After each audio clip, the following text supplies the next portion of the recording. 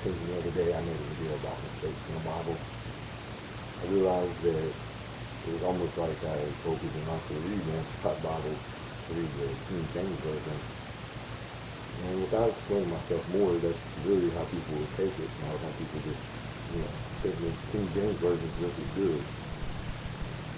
When I started noticing those mistakes in the Amplified Bible, from when they translated it from the King James Version, which is English, I realized that they made a lot of mistakes just from English to English. So then I got to thinking, I wanted to know who wrote the Bible. I mean, how did it even come about? So if they're making translations mistakes like that, then they had to make mistakes where they translated it to English, I would think. So I got to investigate the history of the Bible. And for a lot of y'all that don't know, I'm just giving you a really quick history. You can look up more specific names and stuff if you want. But 300 years after Jesus died, there was a Roman emperor named Constantine. Before he went into battle with someone, he said he had a vision of Jesus, he was going to make him, win the battle or whatever. He won the battle. Well, my first problem with that was Constantine wasn't just fighting like some barbarians. He was actually fighting people and taking their land at the time. So to think that Jesus came to him and said, you're going to win this battle, and you're going to kill all these people and get their land, just seems absurd. Just doesn't seem good.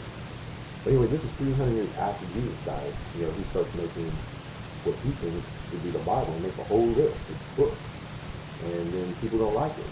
So he makes a whole other list of books. Now, I'm not really sure. I think it was like 86 books he made at first.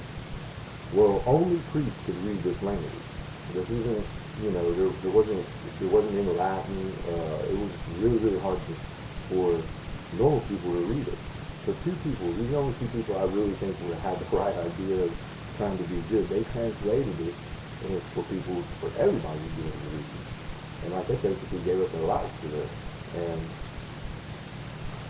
after they translated and they put the word out there, well then King James comes along. If he wants to get a divorce, he can't get a divorce under the way that it is now. So he comes along, he cuts some books out of the Bible and cuts it down to what it is now, and adopts it, and now it's a big Christian thing. Well, where it gets messed up is there's just so many double word meaning words in the Bible. I mean, there's a lot, like giants. It also means, people that fell from the sky, up in heaven. So I mean, it's something that if the two people that gave their lives to translate it for us, I mean, they were trying to give it to you so you can get your own interpretation. So if anyone changes that up, or like I said, the Amplified Bible makes mistakes, I mean, it's not giving you your own interpretation. The Dead Sea Scrolls, I would think that is really the only way to get a clear version, because what is there, like 7,000 Dead Sea Scrolls, 7,000 books, and we only have like 80 of them now, or 76 in the Bible, something like that. So I mean, you don't even really have a quarter of the story that you're being given, and you're just accepting it. And then there's like another key thing that I said Matthew is in the Dead Sea Scrolls. Well, none of the New Testament is in the Dead Sea Scrolls. And they make some references to some of the stuff that sounds like the Dead Sea Scrolls, but there's no mention of Jesus. There's none of that in the Dead Sea Scrolls. And now, what makes that weird is the people that wrote the Dead Sea Scrolls were like at college, and they were around during the time of Jesus.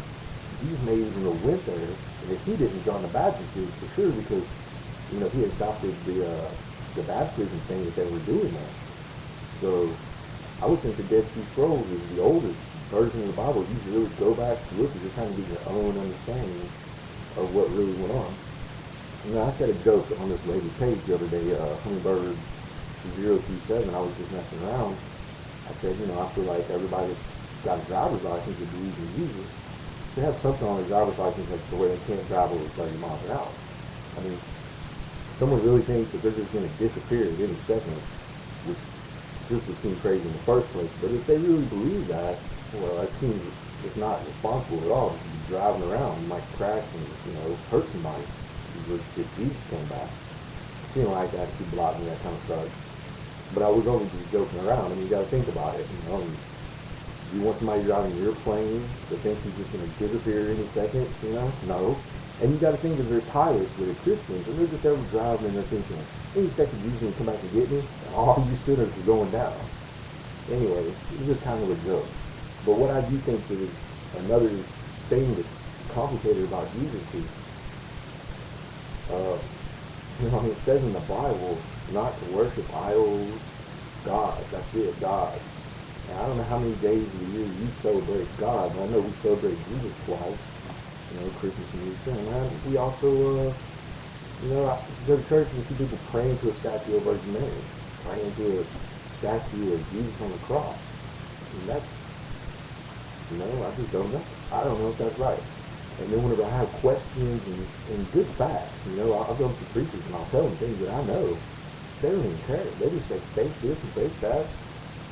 They don't care who wrote the Bible or why, or somebody took books out, because they have faith. You can't just have faith.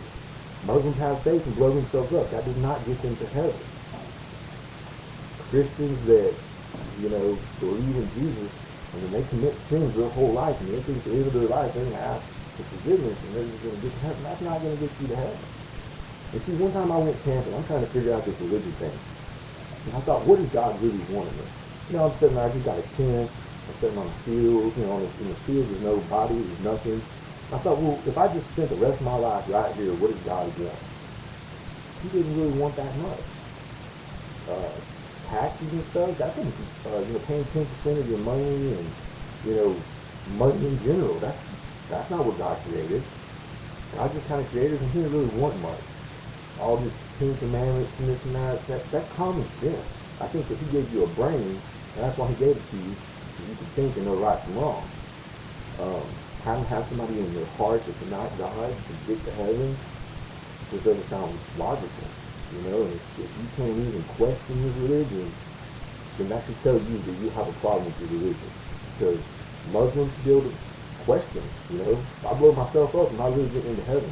Polygamous, or however you pronounce it, the guys that marry young girls, and they push religion up. And them girls should be able to question, is my religion right? But we got everybody so scared in America that you can't question. And let's not forget the KKK, how they take part of the Bible, and they twist it up as well. And then people just believe in it. I don't know. Clear your head, folks.